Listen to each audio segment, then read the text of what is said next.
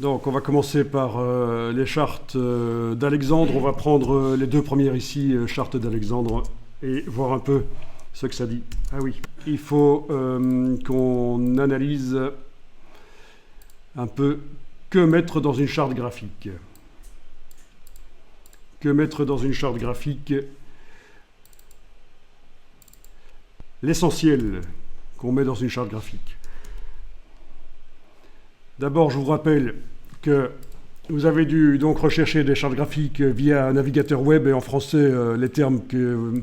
il fallait des chartes graphiques PDF. Il y en a énormément sur le web, gratuitement accessibles. Donc les chartes graphiques, c'est guides qui expliquent pas au client final, mais aux vendeurs, aux gens qui vont utiliser ce qui a été produit par le graphiste, mais comment ils doivent l'utiliser, comment ils ne doivent pas l'utiliser. Donc, vous avez tapé charte graphique PDF, si vous vouliez préciser, c'était charte graphique PDF avec le terme restaurant, par exemple. Et en anglais, brand guideline, ou guidelines au pluriel. Donc, ça veut dire guide de la marque. Oui, ça, c'est aussi un terme qui peut être utilisé pour faire des recherches de charte graphique en PDF sur le web, le terme français guide de la marque. Donc on a aussi corporate identity, donc ça veut dire identité visuelle d'entreprise.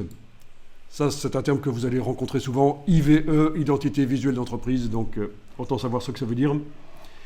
Donc ça c'est la première partie, comment trouver les chartes en PDF sur le web, c'est ce que je vous avais écrit l'autre jour sur le tableau blanc, à peu près.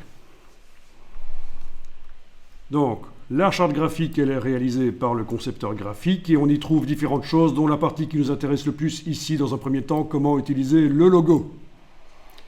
Donc, on y trouve généralement le logo sur fond blanc et ses déclinaisons sur fond foncé, par exemple. Donc, le négatif. À un certain moment, on verra comment faire un négatif d'un logo vectoriel. Est-ce que vous savez comment faire? Non. En un clic, il y a une fonction dans Illustrator qui peut faire un négatif d'un graphisme. Les règles d'utilisation, c'est ce qu'on trouve aussi, les interdictions, interdiction de quoi? D'incliner le logo, de le rogner, vous connaissez, rogner la taupe, c'est connu, de déformer, c'est juste pour voir si vous suivez en fait. Si vous riez à mes blagues stupides, c'est vous suivez. Ok, donc de déformer le logo, l'écraser dans un sens ou l'autre. La zone de protection qui porte différents noms, mais en tout cas, voilà, c'est ne pas mettre des éléments trop près du logo, à quelle distance.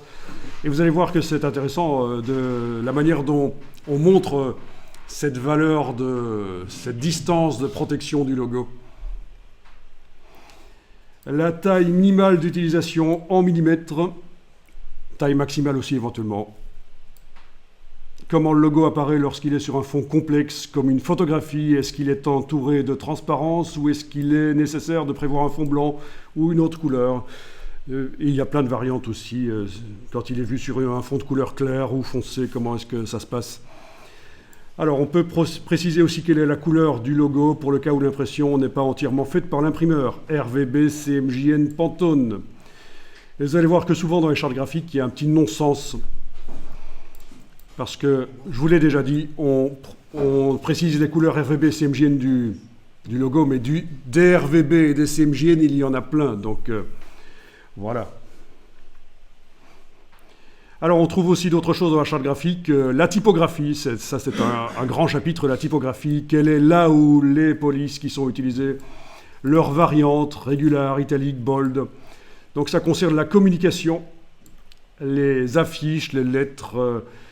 le courrier, et ça ne concerne pas nécessairement le logo, donc on ne trouve pas que les indications sur le logo dans la charte graphique.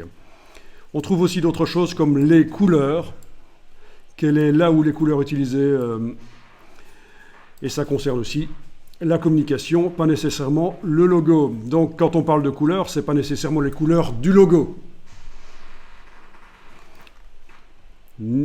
Voilà, ça peut être la couleur des polices utilisées, la couleur de tout ce qui est pour communication.